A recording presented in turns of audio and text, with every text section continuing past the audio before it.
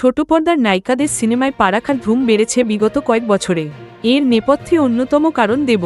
টলিউডের superstar নিজের প্রযোজনার প্রায় প্রতিটি ছবিতেই নিয়ে আসছেন নতুন নতুন নায়িকাদের। তারা বড় পর্দায় নতুন হলেও ছোট পর্দায় তাদের জনপ্রিয়তা দেখার মতো।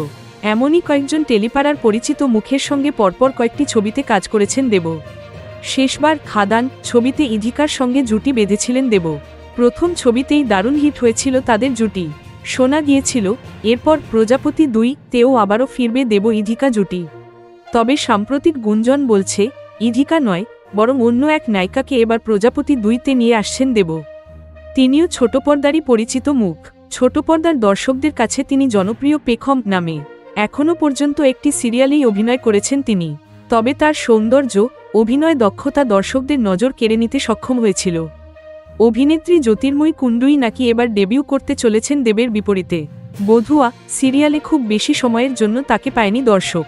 তাড়াতাড়ি শেষ হয়ে গিয়েছিল ধারাবাহিকটি। তবে এবার শোনা যাচ্ছে প্রজাপতি 2-এর হাত ধরে নাকি নতুনভাবে আত্মপ্রকাশ করবেন জ্যোতির্ময়ী।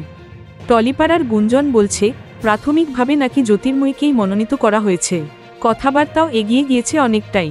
তবে প্রযোজনা সংস্থার তরফে এখনও আনুষ্ঠানিকভাবে কিছু জানানো হয়নি। অভিনেত্রী বা দেব এ বিষয়ে কুলু পেটেছেন মুখে। যেমনটা জানা যাচ্ছে আগের ছবিরই সিকুয়েল প্রজাপতি 2। মুখ্য চরিত্রে আগের বারের মতোই বাবা ছেলে হয়ে ধরা দেবেন মিঠুন এবং দেব। তবে বাকি কাস্ট আগের মতোই থাকছে কিনা তা এখনও খোলসা করা হয়নি।